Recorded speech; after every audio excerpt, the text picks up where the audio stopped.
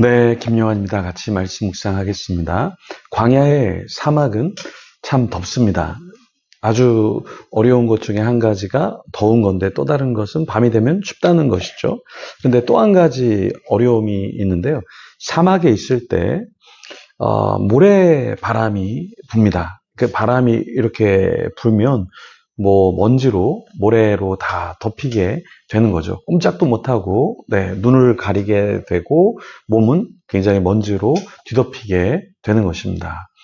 이스라엘이 사막을 지나갈 때 모래의 바람과 흙, 먼지로 굉장히 지저분해졌을 겁니다. 손, 발, 그렇죠? 그리고 몸 전체가 다 더러워졌을 겁니다. 하나님께 예배드릴 때 이스라엘 백성들이 깨끗하지는 않았겠죠.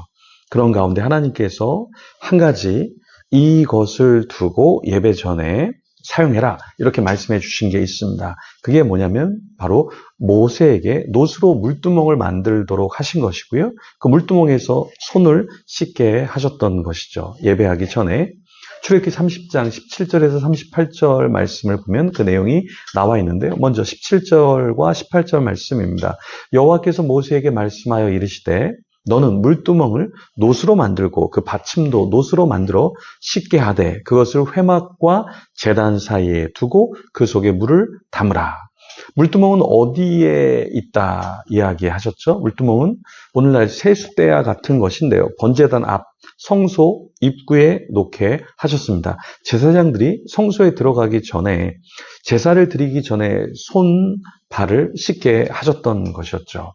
이스라엘 땅이 사막, 모래바람이 불기 때문에 흙으로 손과 발이 금방 더러워졌겠죠. 그래서 하나님께서는 그 제사장들의 손과 발을 씻을 수 있도록 정결하게 하도록 회막에 들어가기 전에 정결하게 깨끗하게 하도록 하신 겁니다. 그런 이유는 하나님 앞에 거룩하지 않으면 성결하지 않으면 하나님께서 죽일 수도 있게 되기 때문에 그 죽음을 피하도록 죽음을 피하도록 하나님께서 이것을 주신 것이죠. 하나님은 아론과 그 아들들이 화제를 드릴 때도 손과 발을 씻으라 이렇게 말씀하셨습니다. 그러니까 수족, 손과 발을 씻는 게 무슨 정결과 상관이 있느냐라고 할 수 있지만 하나님께서는 보이는 손과 발도 씻고 내면에 있는 우리의 탐욕과 더러움도 씻어내라 라고 말씀을 하시는 것이죠. 우리가 기도하는 시간을 더 갖는 것, 왜 그래야 될까요? 우리의 겉을 깨끗하게 하듯이 우리의 속을 깨끗하게 하기 위해서 우리가 기도하는 시간을 가지면 더 좋겠죠. 이게 거룩한, 정결한 방향으로 삶으로 나아가는 아주 중요한 것이잖아요. 그래서 특별히 우리가 주일날 예배 전에 30분 일찍 오세요 했는데요. 많은 분들이 거의 다 사실은 30분 전에 오십니다. 처음 방문하는 분에게도 제가 우리 예배가 11시인데요. 30분 전에 10시 반에는 오셔야 합니다. 이렇게 제가 말씀을 드립니다. 왜냐하면 11시에 와서 그냥 찬양하고 예배 드리는 것도 너무 좋지만 여러분도 경험해 보셨지만 30분 전에 와서 찬양하기 전에 말씀 듣기 전에 먼저 기도하면서 내 안에 있는 더러운 것들을 씻어내고 또 우리가 같이 통성기도도 하지만 그런 기도 시간이 너무나 좋은 것 같아요. 우리 안에 있는 더러운 것을 씻어낼 수 있으니까요. 그래서 하나님께서도 아론과 그 아들들에게 19절에 뭐라고 말씀하십니까? 아론과 그의 아들들이 그 두멍에서 수족을 씻되 이렇게 말씀하셨습니다. 자, 손은 씻기가 굉장히 쉽죠. 근데 발까지 들어 올려서 씻는다라는 것은 쉬운 것은 아니죠. 그런데 하나님께서는 회막에 들어갈 때에 물로 씻어 죽기를 면할 것이요. 20절에 이렇게 말씀하고 있습니다. 제단에 가까이 가서 그 직분을 행하여 여호와 앞에 화제를 살을 때에도 그리할지니라 명시하셨어요. 하나님은 모세, 아론, 그 아들들 모두가 거룩하기를 원하셨습니다. 단순히 그냥 손과 발을 씻는 것에서 멈추는 게 아니라 하나님은 모세에게 거룩한 향기름을 만들라 이렇게 말씀하셨어요. 그래서 그 향기름을 만드는데요. 상등, 즉 최고의 향품을 가지고 만들라 이렇게 말씀하셨습니다.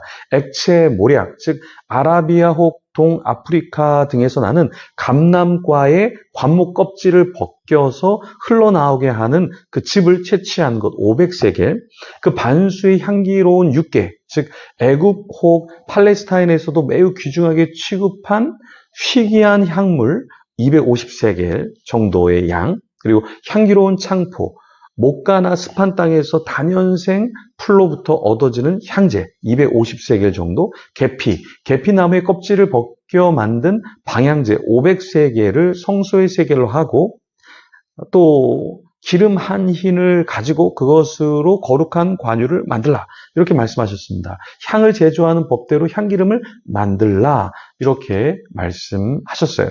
이것이 거룩한 관유, 즉 하나님의 성소에서 쓰인 물건인데 이건 사람을 성별하는 데도 쓰이는 것이었죠. 그래서 거룩한 기름이 될 것이다, 이렇게 말씀하셨습니다. 하나님께서 왜 이렇게 향품을 가지고서 하나님께 나와서 이것을 사용하면서 예배해라 말씀하셨을까요?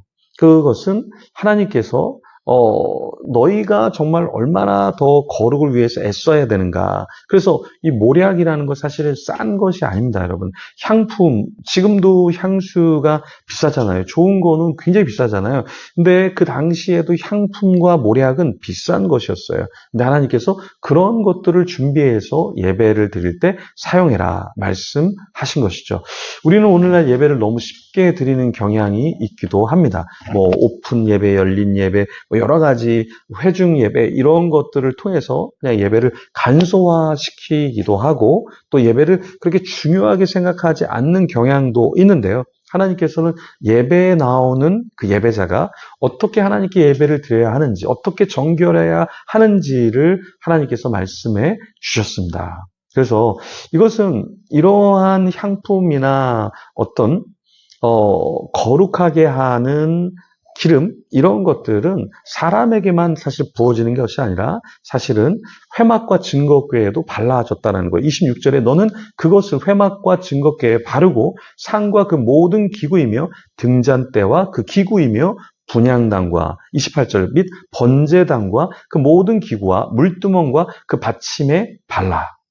그것들을 지극히 거룩한 것으로 구별하라. 이것에 접촉하는 것은 모두 거룩하리라. 하나님께서는 사람에게만 이런 것이 필요한 것이 아니라 하나님께 쓰임받는 어떤 도구, 회막이나 증거궤, 상, 기구, 등잔대, 이런 거에서 다 발라져야 한다라고 말씀하셨습니다. 그러니까 어떤 성막이나 기구뿐만 아니라 이 사람에게도 이런 것이 필요하다라는 것이죠. 물건에도 이런 것이 발라지면 거룩하게 되고 그 하나님께 굉장히 거룩한 예배가 되는 것처럼 사람에게도 이러한 관유가 몸에 부어져야 한다라고 말씀하셨어요. 근데 여기서 하나님께서 한 가지 조심해라 말씀하셨는데, 관유를 사람의 몸에 무분별하게 붓지는 말라, 이렇게 말씀하셨습니다. 우리가 성만찬을 할 때 무분별하게 하지 말라, 이렇게 말씀해 주셨던 것처럼 우리가 성만찬을 참여할 때도 기도하고 정결하게 하고 회개하는 마음으로, 주님과 함께하는 마음으로 해야 하듯이 관유를 부을 때도 하나님께서는 무분별하게 하지 말라 말씀하셨습니다. 우리가 하는 모든 예배, 섬김, 우리가 공동체와 함께하는 시간도 무분별하게 마구 하는 것이 아니라 주님이 기뻐하시는가, 어떻게 하면 더 기쁜 예배와 교제가 될까, 더 고민하면서 우리가 이런 시간들을 가지면 너무나 좋겠습니다. 예배도 무분별하게 드리지 아니하고 우리의 삶에 있어서 부분도 내가 이것이 무분별한가, 너무 중독적인가, 너무 내가 우울을 따라가고 있나, 내가 너무 상처에 짓눌려 있나, 이런 것도 좀 체크하면서 무분별한 삶이 아니라 주님이 원하시는 삶을 살아내는 저와 여러분이 되기를 소망합니다. 그런 자가 되도록 우리 이 시간에 같이 기도하며 하나님 앞에 나아가겠습니다.